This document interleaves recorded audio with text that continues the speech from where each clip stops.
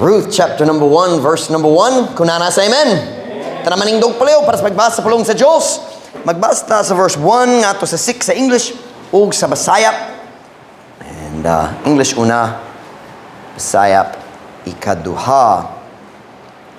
Now it came to pass in the days when the judges ruled that there was a famine in the land. And a certain man of Bethlehem, Judah, went to sojourn in the country of Moab, he and his wife and his 2 sons. Kanaang Bethlehem, di in si Cristo na tao, Bethlehem in Judah. Like we would say, Dapitan in Zamboanga del Norte. That's what that means. Kanang pasabot. Bethlehem, Judah. And the name of the man was Elimelech, and the name of his wife, Naomi. And the name of his 2 sons, Mahlon and Chilion, Ephrathites of Bethlehem, Judah. Just as a side note, Brother Theo, I think you should name your first child Chilion. That is so cool. Nindo yun na. Just a suggestion, just my idea. And Ephrathites of Bethlehem, Judah. And they came into the country of Moab and continued there.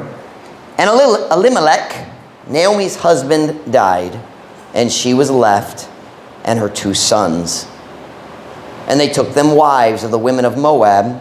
The name of the one was Orpah, and the name of the other Ruth.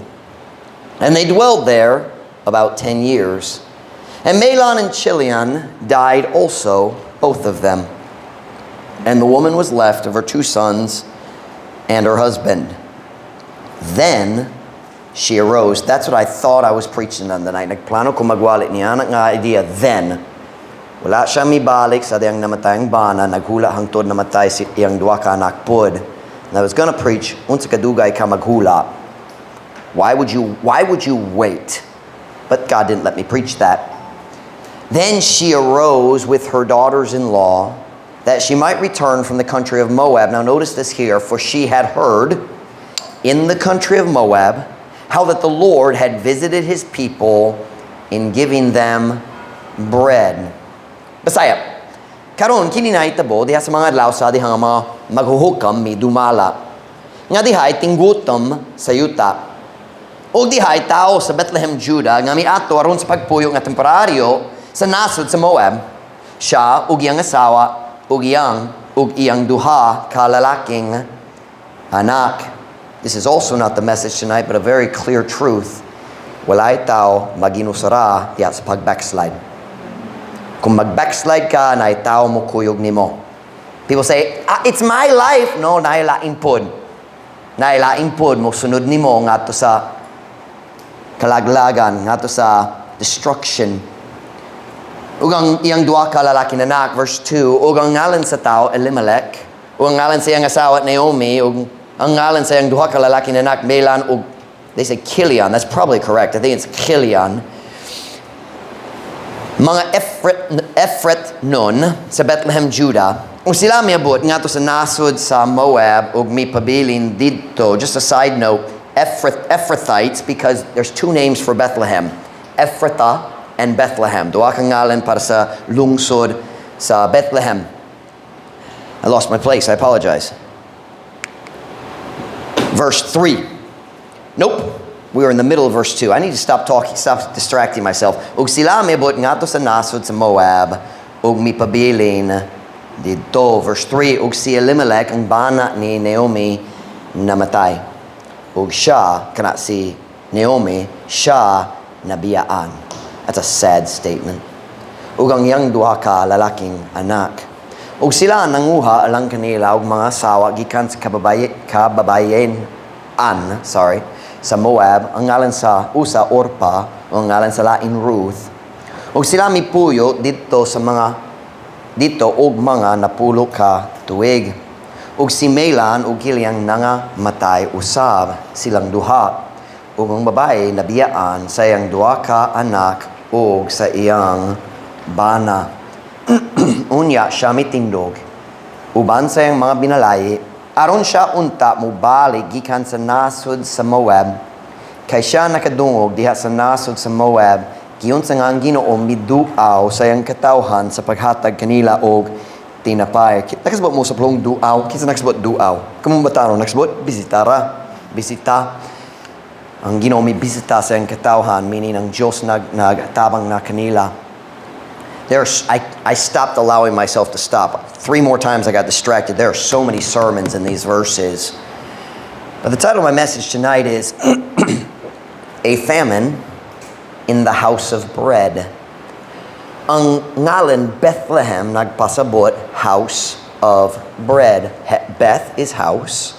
It's also my daughter. And Beth is house. And lechem is bread, or actually food. So it's like the staple. It's like in the Philippines we have rice. Ang bugas, ang pinaka-importante para sa mga adlaw-adlaw nga pagkaon. Para nila ang bread. So they called food bread, tinapay. So the name Bethlehem literally means balay sa tinapay. I think we should start a bread shop in the Pitan, call it balay sa tinapay. And we would be a great success, madato ta. And we'll talk to you tonight about a famine in the house of bread. Usa ka tinggutam diya sa balay sa tinapay. Pagkampon ta, dayon ko mo makalingkod para sa mensahe karon. Father, thank you for today, Lord. Thank you for your goodness to us. I pray, Lord, you'd bless the message tonight. I pray you'd fill me with your spirit. I pray, God, that you'd strengthen our faith tonight in you. I pray, Lord, that we would leave here more determined to follow your will and not make up our own plans and not make the mistake that Naomi and Elimelech made. Holy Spirit of God, mga kung ikaw mo tabang ka na ko karon, aron ako makatabang sa imong katawhan dare. Pleo ginutabangi ko. We pray in Jesus' name. Amen. Pwede kong maglingkod. Naigugma ko sa sugilanon ni Ruth. Naigugma pud ko ni Ruth, ang akong asawa. Nakamatikod ba kamo sa ngalan sa atong church? To Ruth Baptist Church. Nakamatikod ba? Seryoso. Naigugma ko sa istorya ni Ruth, pero sa kamatuura, nagdumot ko sa sugilanon ni Naomi. Matahong yun ang story ni Ruth. Pait kayong story ni Naomi. Ang sugilanon ni Elimelech ug Naomi, mao ang sugilanon sa nahugnong pagtuo ug ang alaot nga mga resulta niyana. Ang tanan nilang mga problema misugod sa diyang sila mihimo sa uska decision. Watch now, nga gibase sa ilang hunahuna, sa ilang hunahuna, imbis sa paggiya sa Ginoo. Sila naghunuhuna nga sila mismo ang nahibalo unsay maayo para sa ilang kinabuhi niyanang panahona, and they made a decision based on sight, not faith. Look back with me if you would, verse number 1, Ruth chapter 1, verse 1. Ruth chapter 1, verse 1.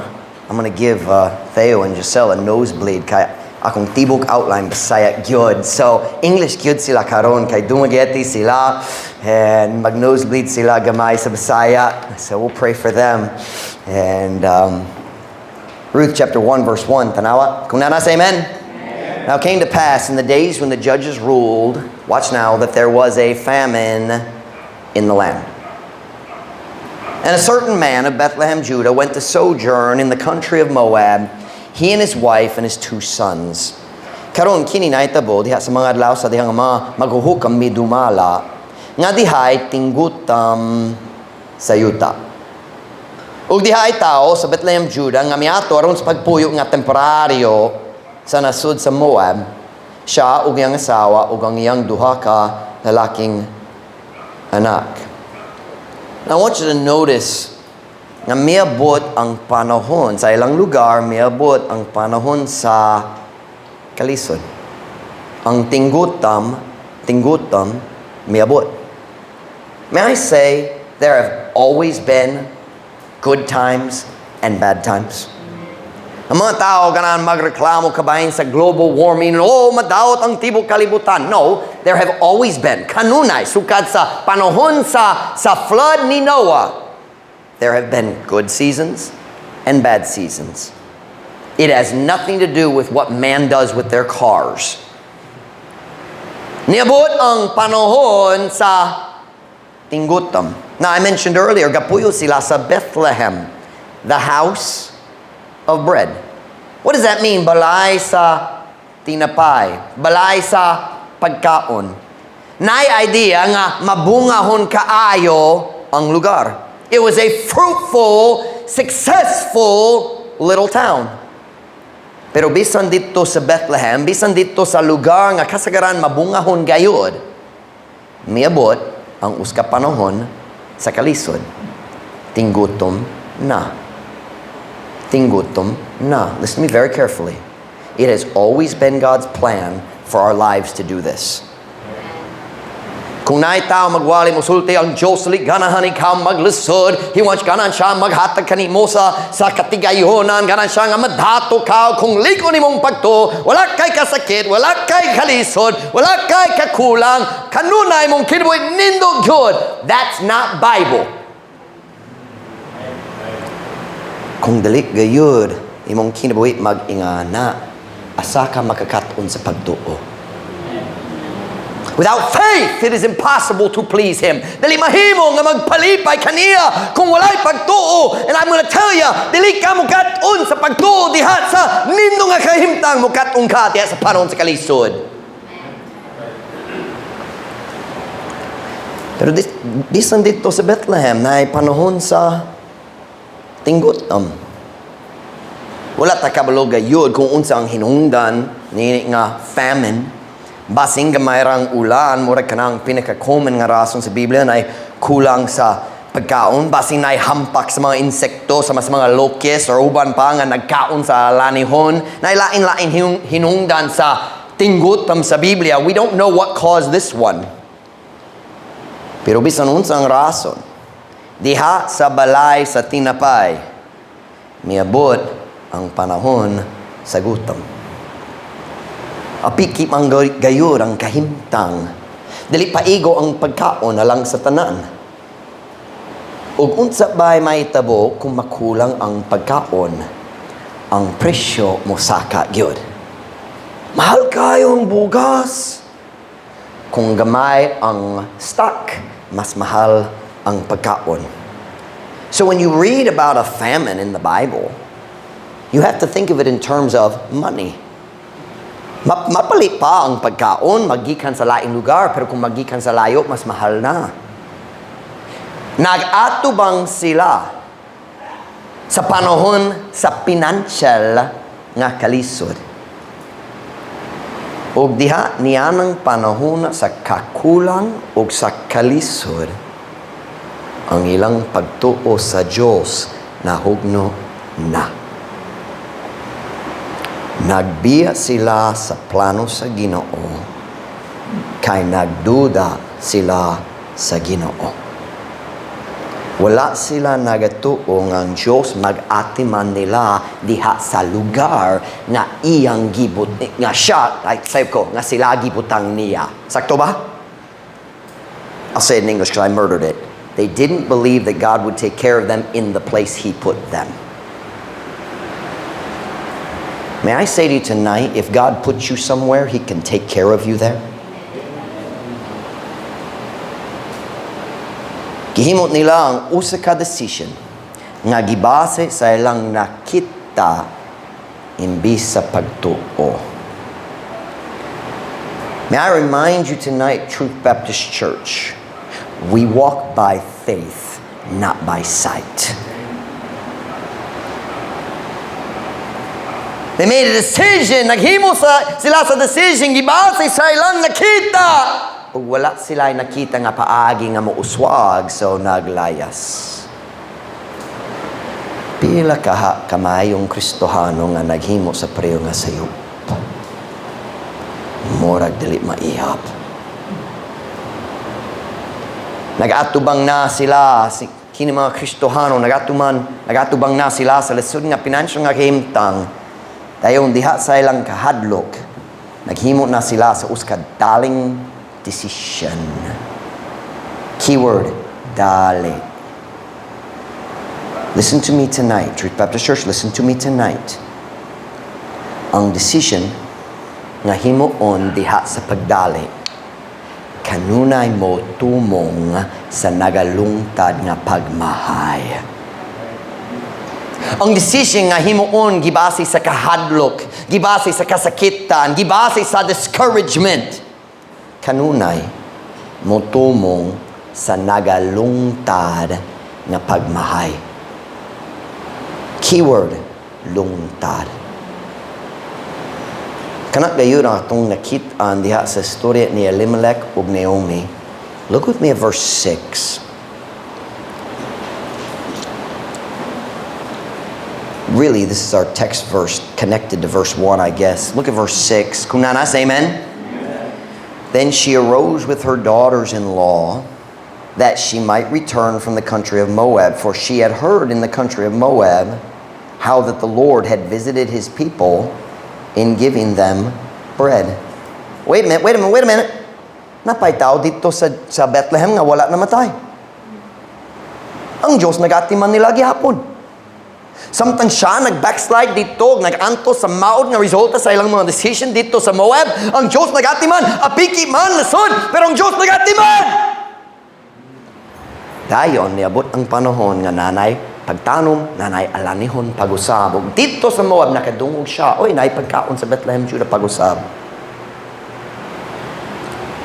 Bisaya, karong gini na itabo, diha sa mga adlaw. Sa dihang, that is the wrong verse, I apologize. Verse 6, unya, siya may tingdog, uban sa iyang mga binalaye. Aron siya, unta, mubalik, gikan sa nasod sa Moab. Kay siya nakadungog, diha sa nasod sa Moab. Kiyon sa nga ang Ginoo miduaw sa iyang katawhan, sa paghatag kanila og tinapay. Here's the truth I want you to understand today. Ready? Ganahan kong mamatiktan ninyo ang tinggutom mitapos. Pero ang pagmahay ni Naomi naglungtar ra gihapon. Are you listening to me tonight?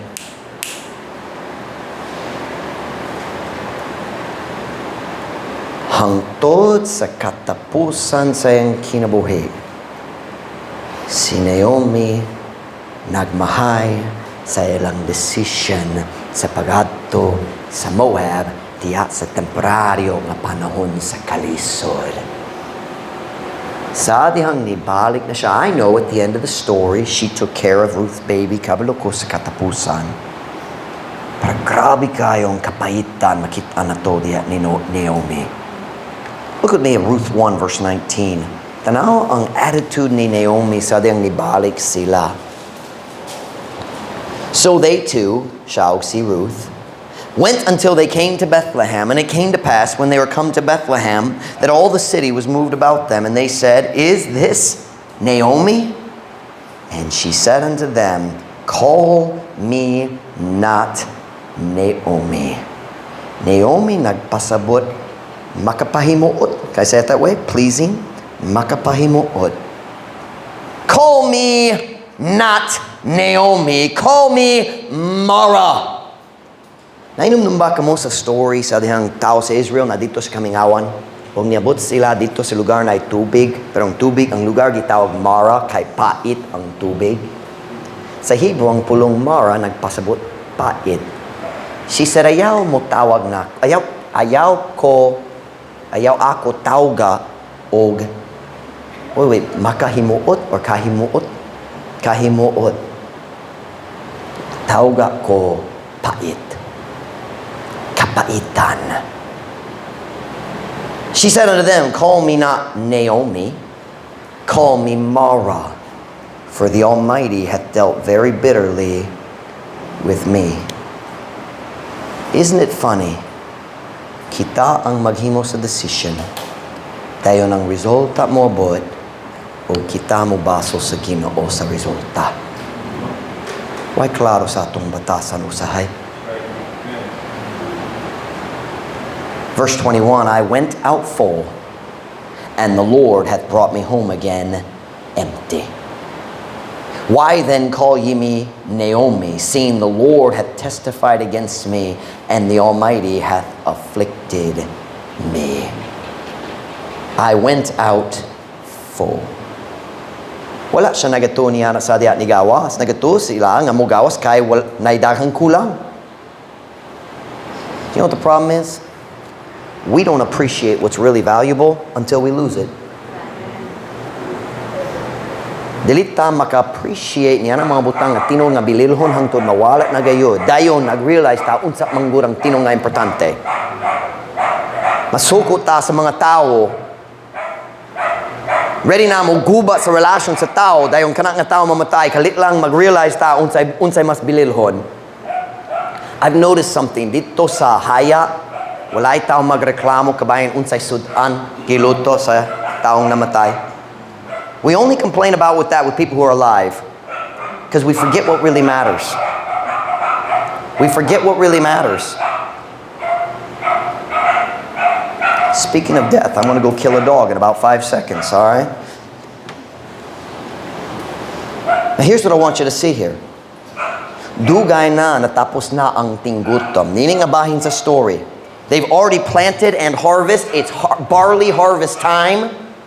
So it's been a good period of time. They've had proper water. Ang Diyos nag-bless. They've got food. This is probably at least their second harvest. Dugay na natapos na ang tinggutom. Pero mga pagmahay ni Naomi nagukod pa kaniya.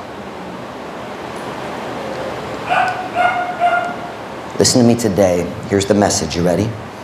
It's long. Listen carefully. Ang tanang pagsulay na ay katapusan nga gitakta sa Diyos. Pero, ang mga resulta sa mga walay pagtuo nga decision nga himuon nimo atol sa panahon sa pagsulay, sila man maglungtad hangtod sa katapusan sa imong kinabuhi. Did you all catch that? Nakasabot ba? Mitapos ang tinggutom. Pero ang bana o anak ni Naomi, wala mibalik. Ang pagsulay, temporaryo lang. Pero ang mga resulta sa ilang walay pagtuo nga decision, permanente manggod. Are you listening to me tonight? One of the greatest tragedies of the Christian life is kung kini nga read diri ang panahon sa pagsulay. Sa daghang panahon, moabot ta sa panahon sa pagsulay.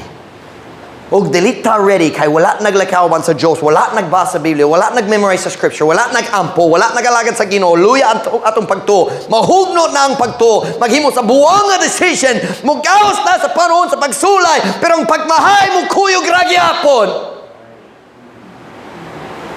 Sayang. Dili kinahanglan. Dili kinahanglan. Trust God. Pagsalig sa Ginoo.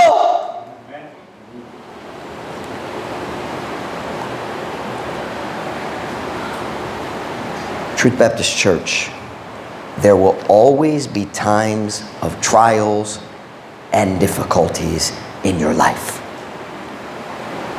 Kanunay, kini ang Kristohanong kinabuhi. No. Kini ang yutanong na kinabuhi.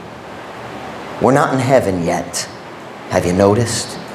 Ako bago pa nakamatikon niya na, dili langit dari sa dapitan. I didn't know. Bisan diya sa balay sa tinapay, niabot ang panahon sa pagsulay ug kalisod. But the key word in that sentence, watch now, is panahon. Panahon. Kaya nga naman, tungod ang tanan panahon na sinugdanan ug na katapusan. Wala kong kabalo kung unsay mong pagsulay karon, na syempre kabalo ko sa uban. Pero wala ko kabalo sa tanan. Pero ako musad kanimo.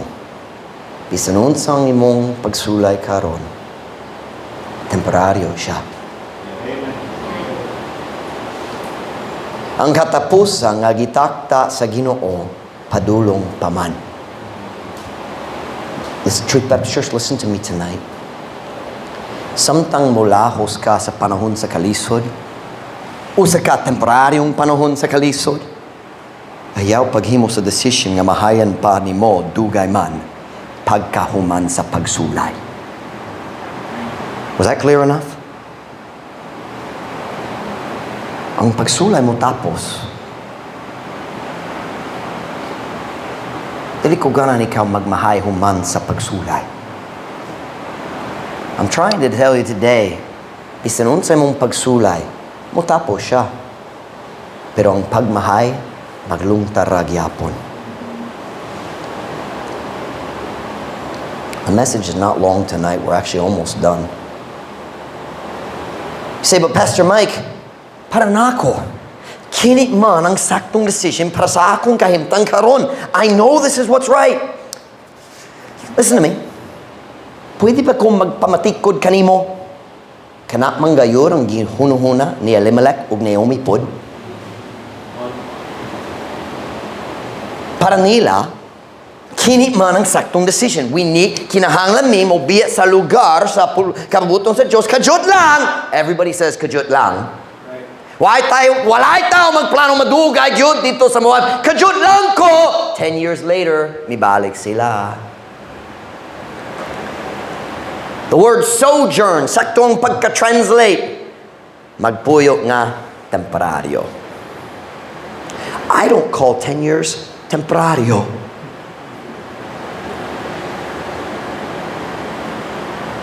Nabalaka sila. Kulang ang pagkaon. Mahalang tinapay. Mahalang bugas.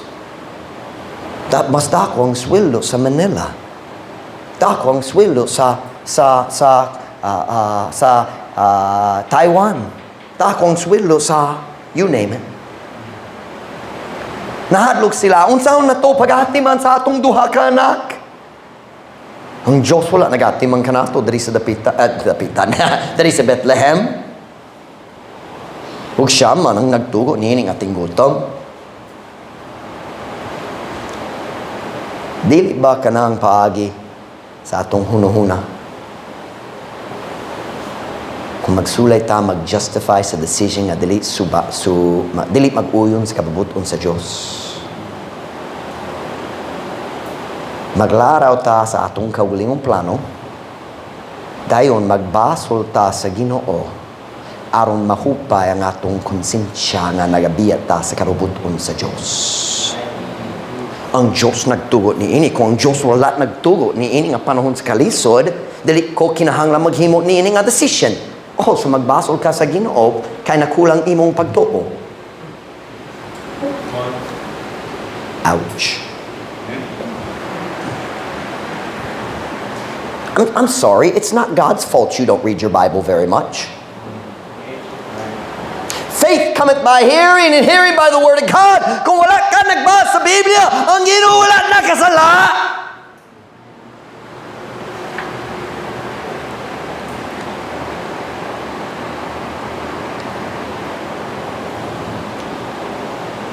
Paminan ako. Ang tanan natong mga alibay, dili makababag sa resulta sa atong walay pagtuo nga mga decision. You can do what's easy. You can make the decision you want to make. Pwede pod pangitaw nimo ang paagi nga mag-justify niya, magpatuo sa imong kaugalingon. Sakto gyud, wa ko'y choice. I have no choice. Go ahead. Ang resulta, mudangan gyapon. Pangutana lang ni Naomi. I went out full, and the Lord hath brought me back empty. There is a way which seemeth right unto a man, but the end thereof are the ways of death. Adunay uskadalan nga daw matarong, nga daw sakto, nga to sa uskatao alang kanimo. Apan ang katapusan ni ini, ang katapusan sa imong gipili nga dalan, mao ang mga dalan sa kamatayon. You say, well, Pastor Mike, I just feel like this is right. What does the Bible say?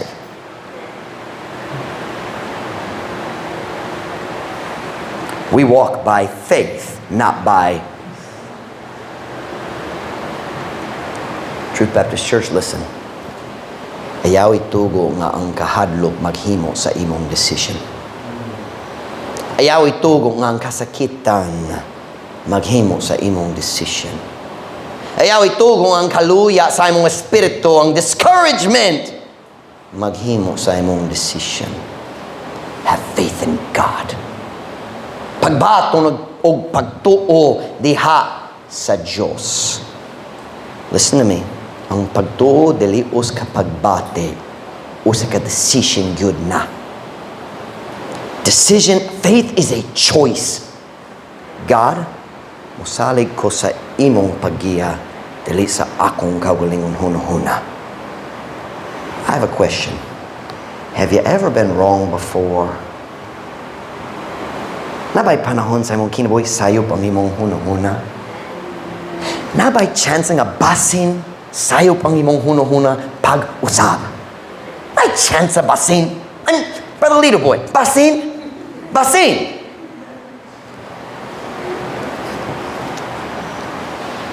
Minsay karong gabi, simple kayo, pero lusod kayo nga, I don't know how to say that, it's hard to live, but easy to say. Listen to me now. Ang atong mga pagsulay temporaryo. Pero ang pagmahay sa mga walay pagtuo nga mga decision maglungtad man.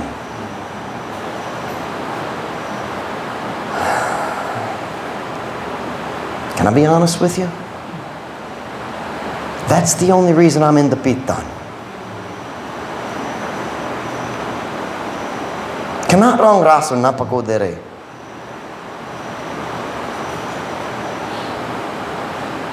Dili ko ganan maghimo sa decision na mahayan na ko hangtod mamatay ko. You say, oh, Pastor Mike, don't you love us? Yes, I do. Naigo magyud ko kaninyong tanan. Pero kung kanang rason nga ako magstay dari, I would have left a long time ago. Kay mas daghang gyurong tao nagbiya kaysa ang tao nagstay.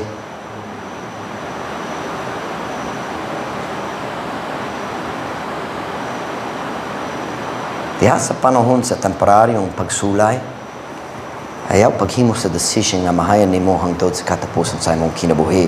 Ang pagsulay mo tapos ang pagmahay dili. Si Naomi nagingon, ayaw ako tawga og Naomi. Dili mahimuot ang akong kinabuhi. Tawga ko og Mara. Kay pait man ang kinabuhi nga gihatag kanako sa Dios. Truth Baptist Church. I'm not saying it's easy. I know. Nag-face ta sa daghang kalisod these last few weeks. Wala ko nagsulti nga sayon. I'm saying let's walk by faith. Kung sayon, asa man ang pagtuo. Kung masaptan yun, asa man ang pagtuo. Pastor Mike, wala ko nakasabot. Sa gipang buhat sa Ginoo, wala ko nakasabot. Why klaro niyang plano para nako? Can I read a verse for you? Hebrews 11:1. Now faith is the substance of things hoped for, the evidence of things not seen. Karon ang pagtuo mao ang unod sa mga butang nga gilauman, ang ebidensya sa mga butang nga wala nakita. Listen now. If you can see it, it's not faith. Kung klaro kayo, makita nimo ang tibok plano sa Ginoo, dili ka kinahanglan sa pagtuo. And without faith, it is impossible to please Him. Do you know what we need tonight? Kinahanglan ta maghimo sa decision pag-usab, maglakaw ta pinaagi sa pagtuo. Listen to me now. Faith is not understanding. Faith is choosing to trust when I don't understand. Let's walk by faith. Let's walk by faith. If you keep walking, mugawas ka sa panahon sa pagsulay. Ug dili dalon nimo ang mga pagmahay. Whenever head bowed, every eye closed, dugan na mo ulo.